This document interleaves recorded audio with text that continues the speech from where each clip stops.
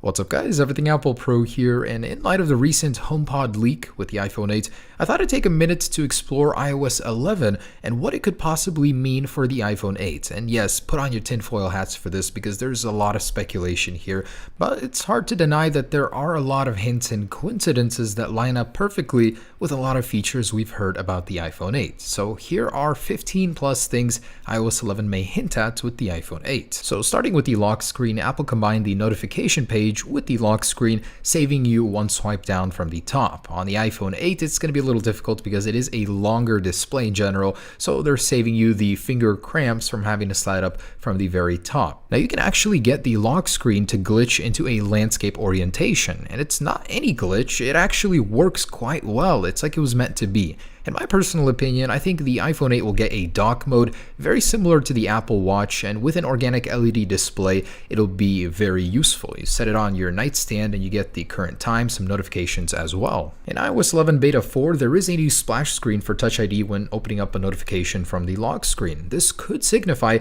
that Apple will embed it into the display, making it easier for iPhone 8 users and removing the need for a home button. The reason Apple brought back the bars for the signal meter in iOS 11 instead of the dots is just because it's more compact. The iPhone 8 can fit in more information in the status bar while having that sensor bar obstruct the middle of the status area. And the hidden charge sounds found in iOS 11 beta could signify wireless charging.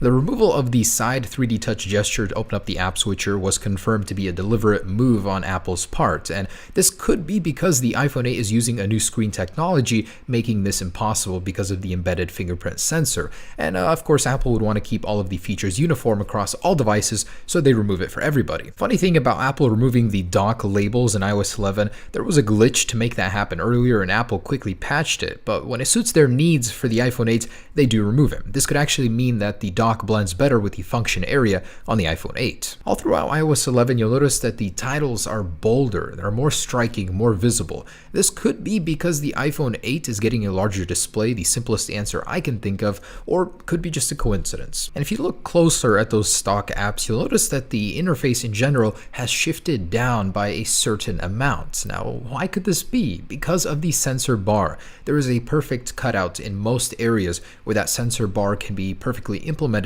in iOS 11. There's usually a little clear space there to make room for that. Even the stock video player accommodates for that sensor bar, as the stock controls are rounded and shifted to the edges, so that fits the sensor bar perfectly. Now, why is iOS 11 in general much more rounded than iOS 10, which was very blocky and flat? And that could be because of the display of the iPhone 8. The rounded corners of all of the UI elements will flow perfectly with the rounded display on the iPhone 8. I think it'll be a very nice look, and it's reflected almost everywhere in iOS 11. Even the calculator is much more rounded. And while on the topic of the calculator, it now has a dark interface. Apple has been putting in more effort in a dark interface in iOS 11 in general. The smart invert actually filters out certain type of content while allowing you to display an overall dark theme for iOS 11. This could pave the way for the organic LED display and the true night mode for the iPhone 8. Now, because of the function area and status bar taking up more room from the display of the iPhone 8,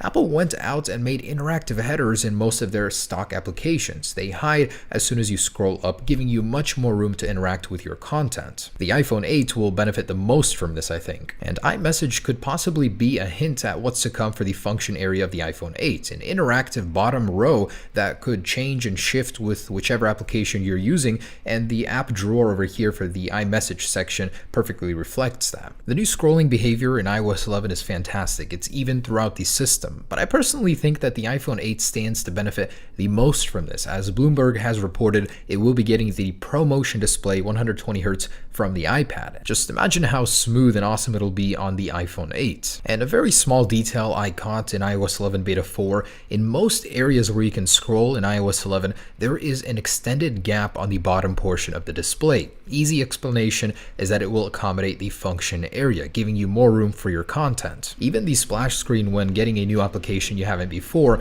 accommodates that Touch ID logo, making it easier than ever to buy something without removing your finger from the display. The new one-handed keyboard could be because the display on the iPhone 8 is going to be larger, so they'll want it to be as comfortable as possible, of course, but this of course is useful for everybody. Not much of a hint, but the AR focus in iOS 11 with the new AR kit is going to be benefited most by the iPhone 8 because it'll have all of the sensors, the cameras, everything, making it a much more capable AR machine. And lastly, a very simple one. When you're using Siri and she is in the dormant state, the new icon is a perfect circle. I personally think the virtual home button on the iPhone 8 will be replaced by this icon when Siri is activated. I take this one with a grain of salt, but a Reddit user has posted what appears to be a glitched state in iOS 11 where the virtual home button or virtual function area showed up on their non-iPhone 8 device. Could be fake, could be real, but in any case, it gives us a good idea of what that could look like. So there it is, guys, my take on iOS 11 and what it may predict about the iPhone 8. Of course, a lot of speculation here, but in any case, fun to go ahead and guess some of these features. Hope you guys enjoyed this video.